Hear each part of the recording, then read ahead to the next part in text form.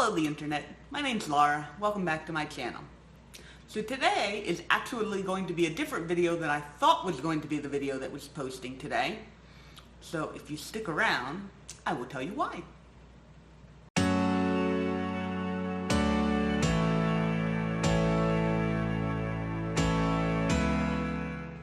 So last week, I went on vacation with my husband to Williamsburg. It's a trip that we make most every year. We go to a family condo, and we just kind of hang out. We usually go out and do like the outlets and all that kind of stuff, which obviously we weren't doing with COVID going on, but we did go and do it anyway because it kind of got us out of the house.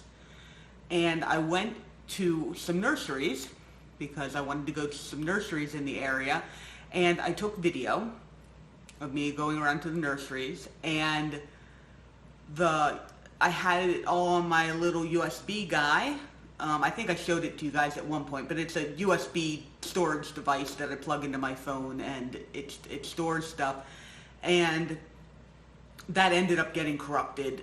As of right now, I'm not sure whether I'm going to be able to get any of the stuff that's on there off. The biggest issue, of course, are the videos that I took that I was planning on being my content for, the next couple of days, or the next couple of updates, which now I don't have. So instead of me being able to show you what had happened, we're going to have a story time instead. So I'm going to tell you some of the stuff that happened and then show you the plants that I ended up getting. And I'm just going to assume that video stuff is lost because, if I ever get it back, I'll post it so that you guys can see it. But really, I was oddly unhappy with, it's Williamsburg, right? So I thought, this is Williamsburg is kind of a retirement community. For those of you who don't know, it's, the historical aspect of it, but it's also a retirement community. A lot of people go there, older people go there. And so older people like to garden, and so I assumed that there would be a lot of really great nurseries around, and I was only able to find a couple. The first one that I went to wasn't too bad. The prices were a little expensive. I found two alocasias that were really nice. There was actually an alocasia Black Magic that was really pretty, but it was like $45. It was pretty big. It was like a big pot, but I did not want to spend that much on it. And they also had a begonia that was really pretty, but that was in a hanging basket that was $20.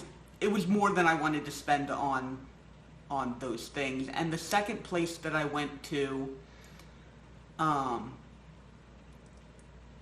they had a greenhouse, and it was really, the plants were just all in terrible shape. They were just in absolutely terrible shape. There were actually two Stromanth Trio stars in the corner with brown and curled leaves. And had it not been, around with coronavirus, where I really don't want to talk to a whole bunch of people, I don't want to increase the amount of conversation that I have with people, interaction with people, I would have been like, look, will you give me one of these for $5, and I would have seen if I could bring it back, because it was a pretty decent sized plant, but they were just in terrible shape. And so I ended up going away from both of those going, I didn't get anything. It was really kind of crappy. And then I decided, well, we're going to go to the Lowe's and Home Depot because, what other reason do you go to another city but to go to their Lowe's and Home Depot and see if they have better plants? Actually, neither the Lowe's nor the Home Depot had any. They had indoor house plants, obviously, but it was really a crappy selection. It was really terrible. And then I went outside because these places are getting all of their outdoor plants now, and I did manage to find something out there. It's an outdoor plant, but it's a plant that I've seen some people keeping as indoor plants. But anyway, I'm going to show that to you. And then I was calling around to all these nurseries. I called to one place, and because I heard that they had carnivorous plants. And I called them and they're like, oh no, we're not open. We're only doing curbside pickup. And I was like, oh, okay, that's a shame. So I started talking to the guy. I assume it was the owner because they said it was, the internet said it was kind of like a mom and pop place. Like, it's kind of out in the country, you know, it was like away from things. And anyway, I was talking to the guy who answered the phone. And he was like, oh yeah, no, we have a lot of carnivorous plants. Because he asked what I was looking for. And I said carnivorous plants. He's like, oh yeah, we have lots of carnivorous plants. We actually wholesale them. So we've got thousands of carnivorous plants. And I'm like, oh, is there any way that I can see some of them? And he was like, well, we have our website. And so I went on there and there were pictures on the website. And I ended up picking one of those. I really wanted to get a sundew. I really like the way sundews look. But he said those hadn't really, they were growing, but they weren't like grown yet. They're a little bit of a later developer, I guess. So I ended up getting one pitcher plant because it was really beautiful. And I really, really wish that I had been able to go and look at this place because I probably, I mean, it would have been a great video that I would have lost. So I guess part of me is kind of, well, no, I still would have liked to have seen it. I mean, I still would have liked to have been able to see it. But unfortunately, I wasn't able to. I went to the place. He had the plant sitting in a little wagon at the end of the driveway with a receipt in it. And I called him up and gave him the credit card information so that he could charge me for the plant. And then I took the plant and I left. Like, I didn't even see the guy. I did not see any humans. I just got the plant and I went. And it's really, really a nice plant. It's in good shape. It's been doing great. And now that I have it home, so I have both of these plants outside because I'm going to be growing them outside at least until winter. Now that the weather is actually getting pretty decent. So I'm going to show you guys those plants outside. I'm going to show you a little bit of my garden, which looks absolutely terrible. But I'm going to show you anyway because, I don't know, maybe some of you guys are struggling with crappy outdoor gardens because the weather has just been so weird. So we're going to go look at that. And that's probably going to be the video. But let's go look at the two plants that I got while I was in Williamsburg. Okay, so this is the carnivorous plant that I got. I fell in love with this one when I saw the picture because of that red veining on there. It's just really, really cool. It had two open pictures when I got it, and that one there had just recently opened. And then obviously, it's got two more that are growing there. And I've been keeping it in just straight up, this is rainwater. I had it in distilled water when I was still in Williamsburg, but now it's in rainwater. It's doing really, really great. I have it out here. They said that they like direct sun, so I've got it in basically the sunniest place that I have, because I figured that it would enjoy that. So this is the one plant that I got, and I really, really wish I had been able to go in and see more of these carnivorous plants that this place had because these are in such good shape. They had some of them that were flowering. This particular plant gets a really, really big red flower. And so oh, hello little bee, would you like to go inside there? Nope, it flew away. That would actually have been really cool if he had decided to climb down in there, but oh well.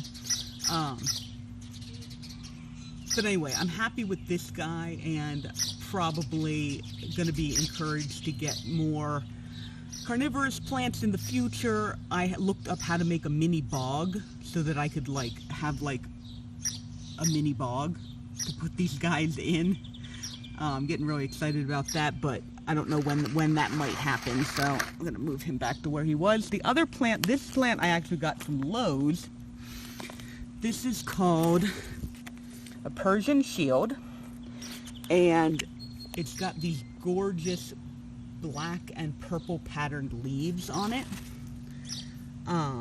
like that, and it's just really, really pretty. I've seen a couple of people on some of my plant trading sites who like grow these indoors, and then it gets into be just a huge bush. And I think they're really pretty, so I'm probably going to try the same thing. I'm going to plant it out here in a pot, likely, and let it grow out here, and then in the winter time I'll move it inside so that it doesn't die off. It is an annual, but or it's supposed to be an annual because you're supposed to plant it in outside and then it's going to die off, but I'm going to try and keep it alive. I've heard people say that you can propagate them from just a leaf cutting, or a stem cutting, I mean. And so those are my two plants that I got from Williamsburg. Like that. And I'm very happy with the both of them. And then this is my garden, which is looking absolutely terrible. It's overgrown with weeds. I thought we were going to get mulch this year, but apparently we only get mulch every other year. So I'm going to have to put down mulch. But I've got, my strawberries are doing okay, but they're just kind of stuck in here. My beans, I think everything's really unhappy from too much water. So my beans are looking kind of terrible. My cucumbers that were doing great, and then I brought them out here, are doing terrible. My marigolds look great. And the dahlia is actually still doing pretty well. I think it's getting a little bit of sunburn. But for the most part, it still looks healthy. I've got this potato plant. It's actually two potato plants that are, I don't know whether they're crisping up or if it's a disease or whatever. And then I've got my poor little tomato plants that just, I don't even know. I don't even know at this point. And my poor little vine. Oh, we've got some ant situation happening here. Wonderful. Okay. We're going to have to take care of that. It looks like they're bringing... Yeah. Okay, anyway. Those are my morning glories that haven't done anything since I put them out here. They are very unhappy. But some of my lilies actually did start coming up. So I've got 4 lilies among the crap there. And I'm going to have to dig everything out so that they grow fine. I have my rainwater collection. And hopefully I'm showing this to you guys because I am going to fix it up and do a much better job. And hopefully I'll be able to show it to you when it looks a little bit better. Oh, and also my knockout roses, because I'm always very happy with those. I had to cut them back when they did all the work here. And then, but the bushes all survived, which is great, because we didn't know whether they would die or not from having the construction going on. But they are blooming and looking wonderful. So, if anybody has any suggestions for what to do with overwatering, I mean, not overwatering, overraining, not much I can do about that. I am open to those. If anybody thinks they know that it's a different problem, I'm also open to listening about that. And so if you like this video, go ahead and like this video. And if you'd like to stick around and see what happens, please subscribe. And thank you guys so much for coming and seeing this video and spending some time with me today. I will see you guys in the next video. Alright, bye-bye.